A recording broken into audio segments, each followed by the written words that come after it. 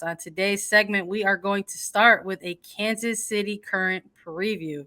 So, a quick reminder before we take a deep dive into the current, leave us a rating and review on your favorite podcast platform. We're also on YouTube, so subscribe to us at youtube.com/attacking third, and you get all sorts of exclusive NWSL content, preview, recaps, interviews, and so much more here on A3. Lisa, we're keeping it rolling. We're rolling down the river. We sure are. Current. Rolling down the river. Oh gosh, I've missed all these water puns. I'm so bad at them too. They always take a few extra seconds to hit me. But yes, we're cruising with our team by team previews. The season's coming up, March 25th. It all starts. The regular season underway. No more Challenge Cup preseason for the NWSL this year. It's going to be a mid-season tournament. So right on the 25th, we right out the gate. Opening games for these teams. It'll be here before you know it. And you can watch all the games on Paramount Plus, which is very exciting. But I am really excited to dive into Kansas City with you because this is the team we talk a lot about on Attacking Third. And we got a lot to talk about them. A lot of good, a lot of bad, a lot of questions. We got a lot. All that matters is that we're starting it off with puns. Who doesn't love a good preview full of puns? We're here to provide, as always, March 25th, right around the corner. It's going to be here sooner than we think. Paramount Plus, CBS Sports platforms, you can catch all the action. Let's start with an overview here for Kansas City Current. Head coach Matt Potter in his second year with the team. And they finished in 2022 as the runners-up in the NWSL Championship final. They lost in the final to Portland Thorns FC. And we had a lot of fun that week, kind of, experiencing the entirety of the event, getting to chat with so many folks involved with both teams. And the Kansas City Current side of things, it just sort of really felt like this a bit of we've arrived kind of moment for them. And took us, a little bit by surprise. I think when we were watching that final to see them look a little stagnant, a little bit almost. And it was a near first or worst to first kind of finish for them. And that was a big storyline for them leading up into that final as well. But they've made some moves in this offseason to try to get back there. Yeah, I mean, I think they had to do that, right? This is a KC side that from the very beginning has said what they want to be in this league, what kind of team they want to be, what kind of club, what kind of franchise in this league. They want to be looked at as one of the best on the pitch, off the pitch, with their facilities, with their training staff, with their mindset as professionals. And I think 2022 really showed us that they were going to make that a reality, that they were taking it very seriously, going from finishing dead last in the league to ending up in the final. And with that and all the changes that they made throughout the offseason, they were looking to make their already good roster, their NWSL Championship roster even better. What could they do to make it better? And they looked at the free agency roster list and they said, we want all of these players. Essentially, that's what they said, because Kansas City in the offseason, they picked up Morgan Gautrat and Vanessa DiBernardo to midfielders from Chicago Red Stars, veterans in the league, veterans playing alongside each other, two players that will fit in seamlessly to this roster. Then the biggest free agent of them all, Brazilian international Debinha, midfielder, Kansas City snags her somehow. I mean, Debinha saying, we like their facilities. I like what Kansas City's doing there. And a pretty penny for Debinha on her end, because that's what she deserves. And before you know it, Kansas City's already really good midfield has just become fantastic, perhaps a little overcrowded, but fantastic. And that was only in the free agency window. Yeah, they made moves everywhere. Look, we gave this team the offseason grade of an A+. They were winners of the offseason for us. And on paper, everything that they did in the offseason was to improve their chances on not only returning to the championship final, but winning titles. So whether that is an NWSL Championship or the NWSL Shield or, even Challenge Cup, something that's going to run concurrently with the regular season in 2023, there's a lot out there up for grabs coming up in this season. And Kansas City's move sort of signaled to me that they want to try to compete for all of it.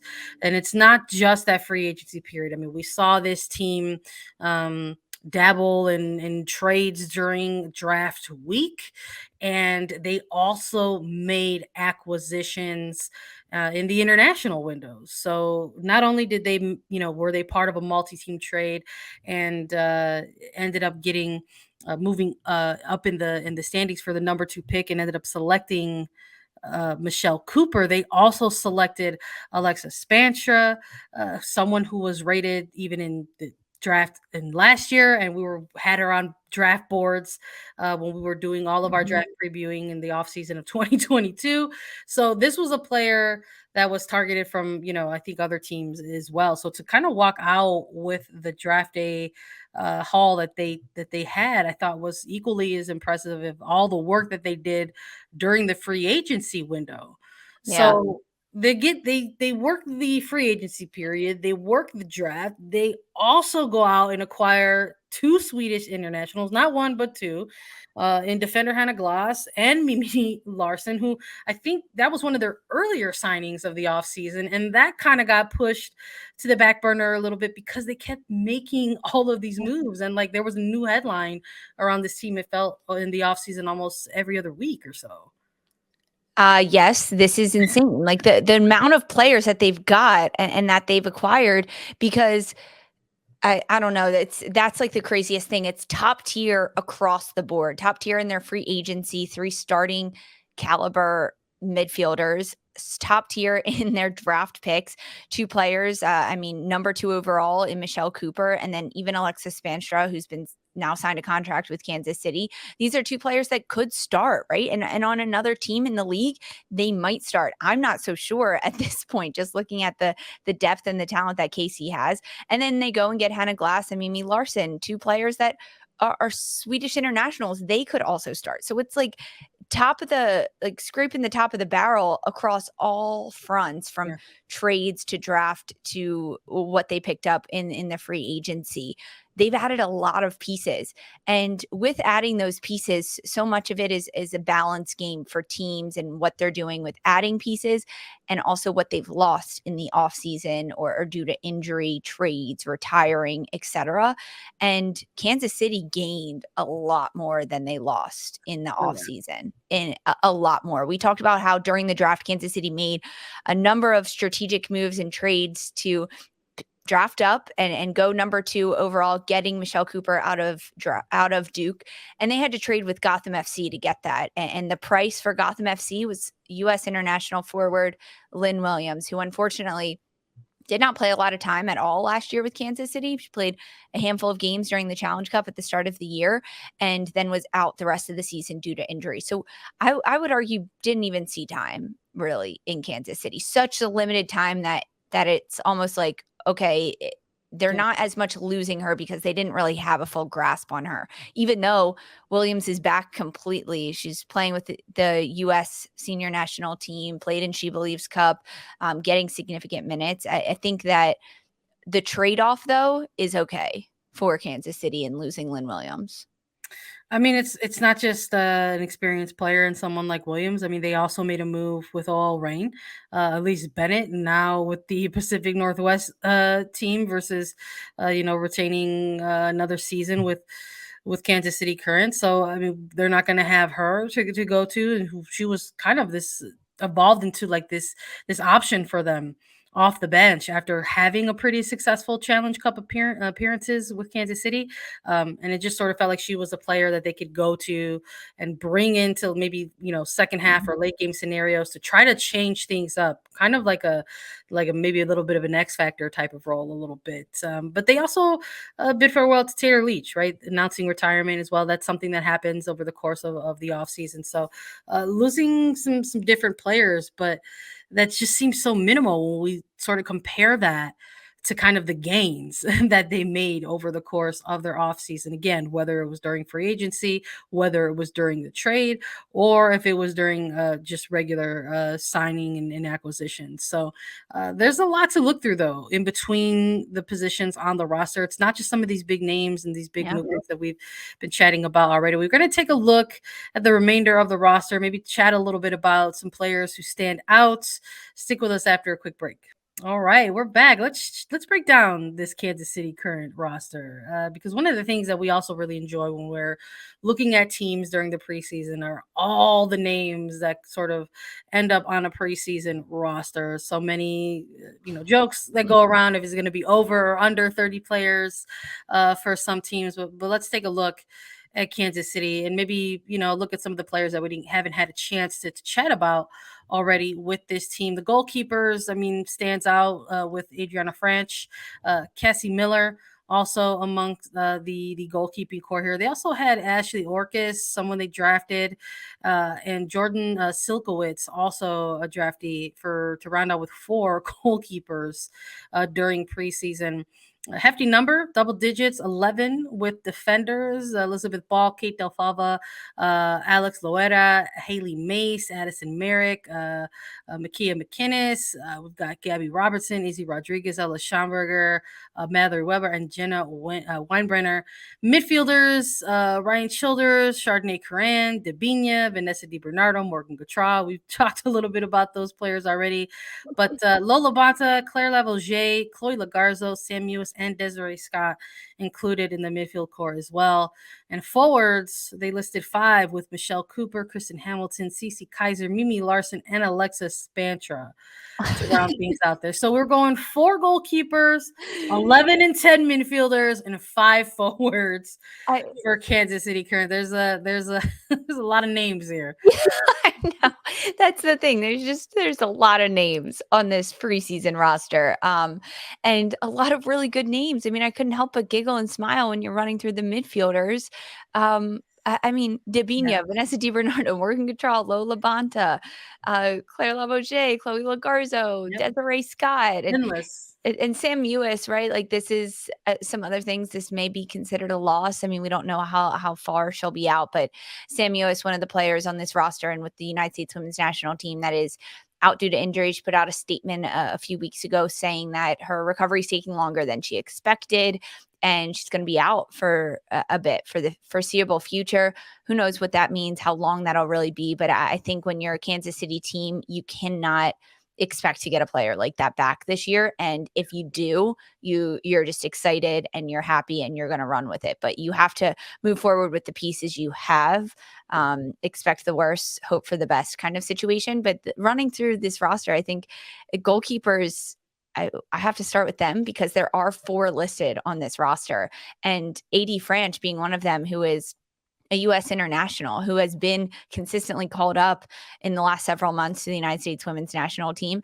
And they've also got a Cassie Miller who could start and play. So I think like in looking down the line of the 2023 year, knowing that it's a World Cup year, knowing that there's going to be a send-off series for the U.S., knowing that there's going to be a lot of different pieces coming in and out, you are very pleased if you're Matt Potter with an AD Franch and a Cassie Miller as your number 1 and your number 2 in goal. I mean, that's a great base. That's a great base. And you're also returning so many incredible pieces from last year in a Haley Mace and Addison Merrick, who stepped into this team and started making an impact immediately. A Jenna Weinbrenner, an Elizabeth Ball, a Kate Delfava, Alex Luera. These are all players that were big parts of the finals run in 2022, and now you've got them back. I mean, this roster is stacked. On paper, this roster is stacked, Sandra. Yeah, 100%. I think there's an argument to be made, in all of the movement that they had in their offseason, that their re-signings were of equal importance as well. I mean, Alex Loera had a breakout rookie season, and there was just an unreal, like incomprehensible, unpredictable rookie class to evaluate and analyze in 2022, with only 3 finalists for a Rookie of the Year award, right? But you can look at Alex Loera's season with Kansas City Current and maybe sort of say like this is a player that might have got snubbed, in the category of being a finalist. But this was a player that they immediately targeted in their offseason and said, "We want to re-sign you. Let's renegotiate your contract. Let's lock you up." Haley Mace is going to stay with the Current for on a multi-year deal. Keito Fava was one of these players, I think, that started out with the Current and has sort of just grown and built over time over the last couple seasons with this team, sort of become this kind of reliable player for this team moving forward. So like those three players as re-signings, I thought were really really massive for them as well. Also looking at someone like a CC Kaiser on that Yeah. list as well, because this is a player that got traded from Racing Louisville to be in her hometown in Kansas City, and at the end of the 2022 season, re-signed with KC through the 2024 season. And this is a massive signing in CC Kaiser. I'm adding her right along that Oh yeah. list with the other ones that re-signed for sure. And they did a lot of those first. They were like, let's Yeah. make sure we lock up and take care of players who got us here, who've been on this very short, very kind of you know, kind of like long journey at the same time. I mean, they've only been in existence as a franchise since 2021, but that was such a tough first season for them. Um, Ultimately staying in last place throughout the duration Mhm. of that inaugural season, and then having this type of turnaround in 2022.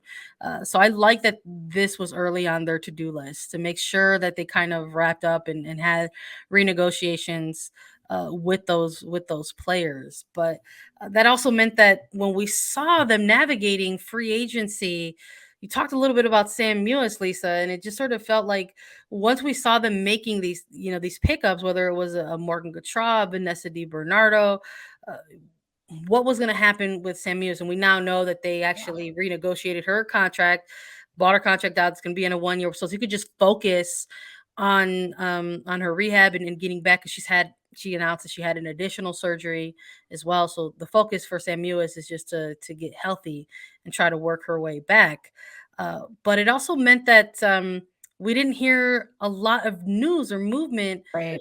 around Desiree Scott either. And this was a piece that they added on and they did resign her, but this came very late in the free agency period, just ahead of preseason for this team. So then it was like, okay, so you are going to keep Desiree Scott, and that includes all of with the players that they acquired, and but there's also players that they drafted that could possibly slot into this role. But I think it's interesting that two of their I guess considered prospects out of the draft not only have signed contracts but are listed as forwards for their preseason. So we have talked a little bit about this player for some time. We were Mhm. able to chat with Michelle Cooper on A3, and that's kind of why we're going with her as our young prospect to watch for Kansas City. I'm not too sure, though, if we're going to see a lot of time for some of these younger players, whether it's a Cooper or a Spanstra.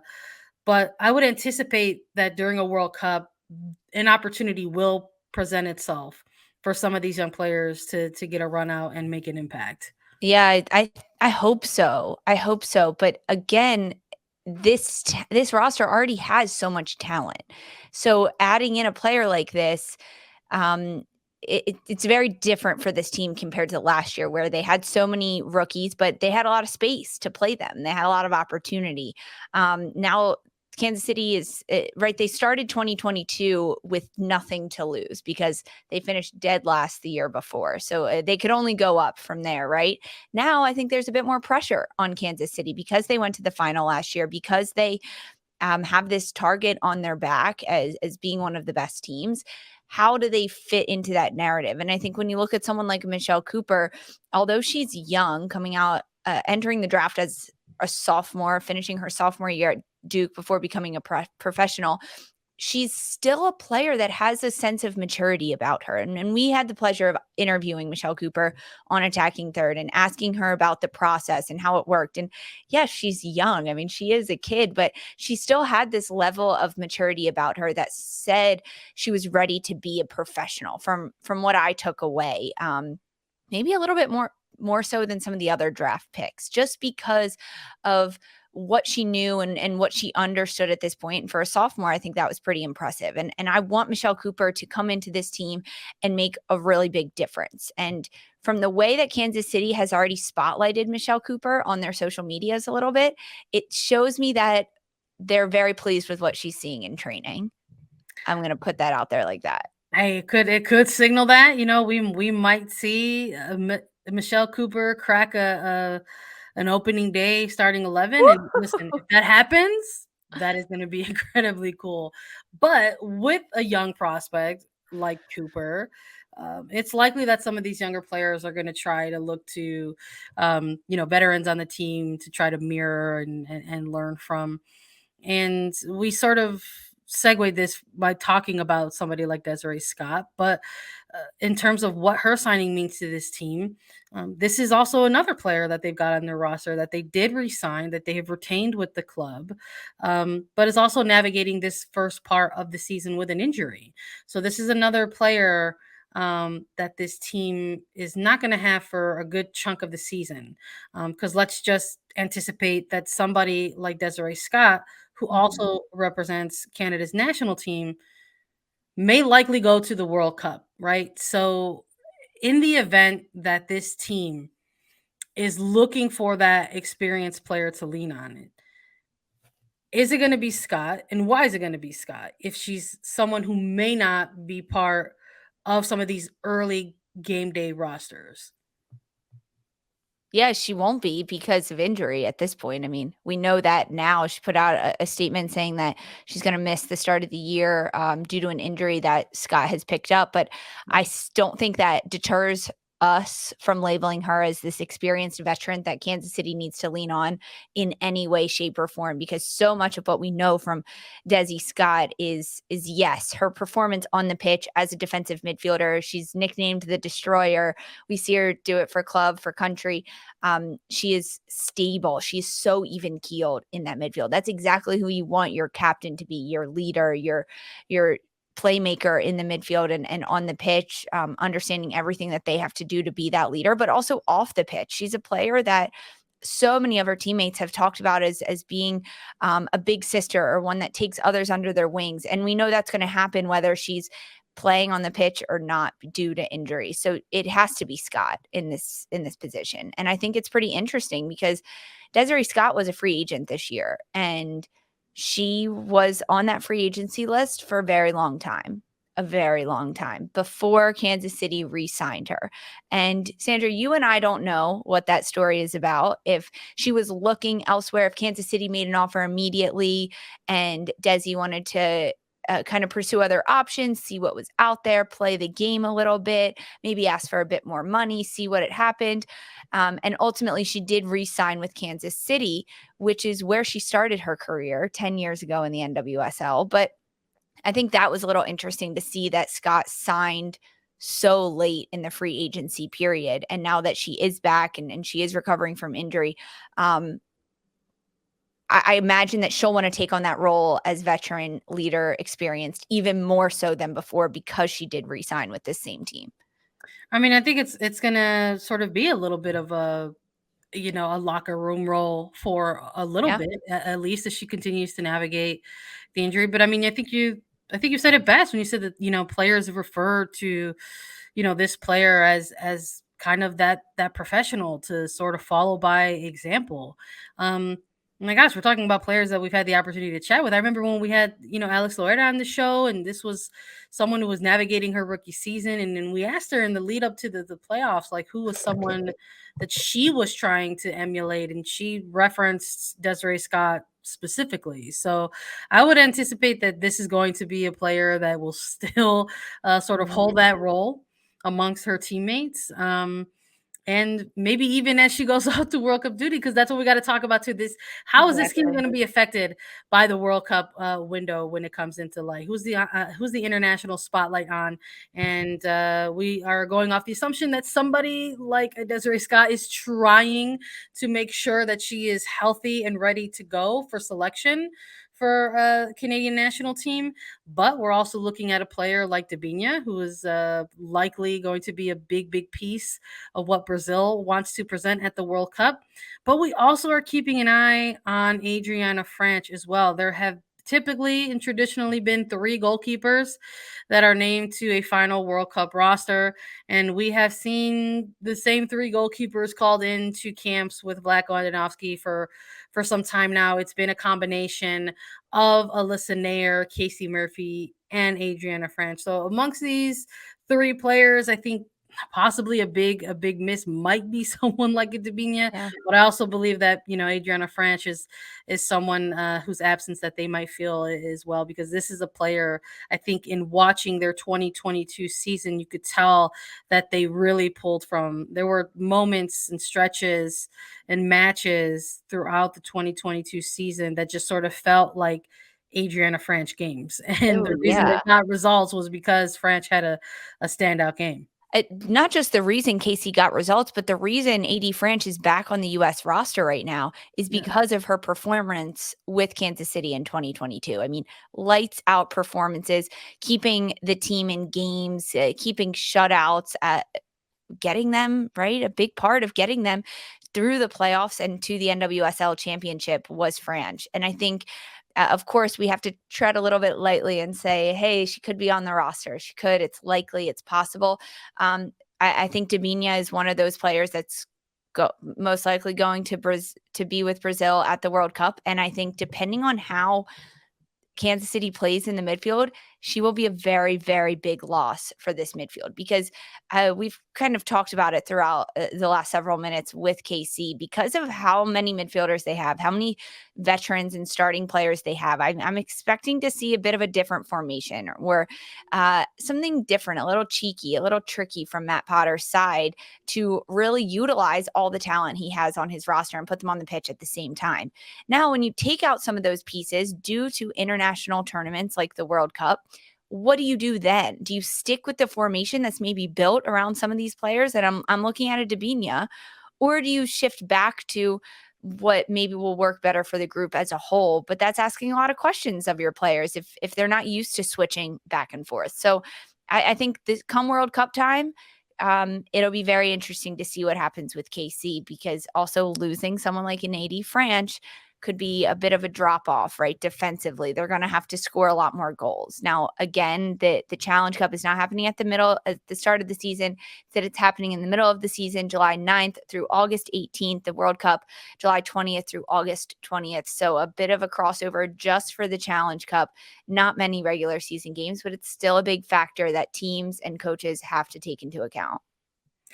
There's a lot of pieces that they re-signed, but there's a lot of new pieces that have introduced themselves to the current, and there's going to be a lot of eyeballs on how this team gels together in the 2023 regular season. So maybe there's a little bit of a two-parter question when it comes to the biggest burning question surrounding Kansas City, because you said it, Lisa, on paper this team is a contender.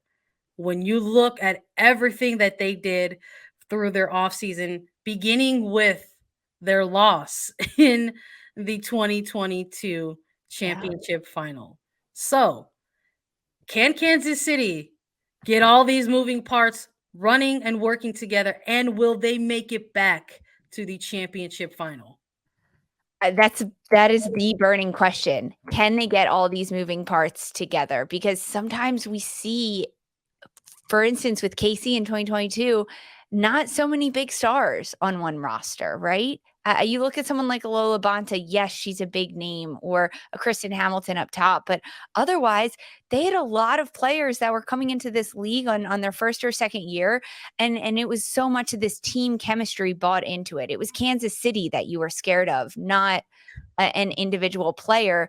Now they've got such big names that teams are going to be a little bit scared of individual players, but can they make that fear that they're imposing into their opponents come from a whole? Because I think that's what was so special about the current team last year, is that they were all so bought in. It was such a team dynamic. Remember the celebrations? Like this team was just having fun last year. can they redo that? I think if it can be the same type of energy as last year where they're having fun, they're all bought in on the same thing, this will be a very successful team because they have the pieces and the talent, but they've got to get on the same page everywhere else. All right, well then let's roll that into a projection. What's going to be the projected finish for this team in 2023? I'll remind folks that in 2022, when we did our way too early previews and predictions for Kansas City, we went high. We said Yeah. Kansas City is going to end their season in a top 5 finish, and they went ahead and they blew that prediction out of the water and ended up runners up in the NWSL Championship final. So I think we're gonna still stay high with this team, but aim even higher. We've got Kansas City Current closing out 2023 with a top 3 finish. I agree. I think that KC will finish at the top. I mean, they finished the regular season number 5 and then entering playoffs in that number 5 spot. I think that they'll finish the regular season top 3. I want to see them host. I want to see them host a first round or get a first round bye in the playoffs. And I think they can do it. I think it's a lot of pressure for this, for any type of team to be dubbed as a top 3 finish. But this is a Kansas City team that on paper looks really good. And sometimes those are the ones that have the hardest time translating that to the pitch. But I like what Matt Potter's got going there. I like what he did last year with this team. I like the pieces that are still on this team that can bring the energy from 2022 into this 2023 roster. And they've got a lot of solid veterans that they're adding to this mix too, that know how to win, that understand what it's like to be in those high pressure situations. And I think they're going to do it. Kansas City's going to be a great team to watch this year. Top 3 finish for sure. Predicting that for 2023. Well, they'll give us a lot to talk about no matter what happens, because there's another side of that spectrum that we'll have to pay attention to. You're either a winner or either a not winner in this league. So we'll pay attention to it.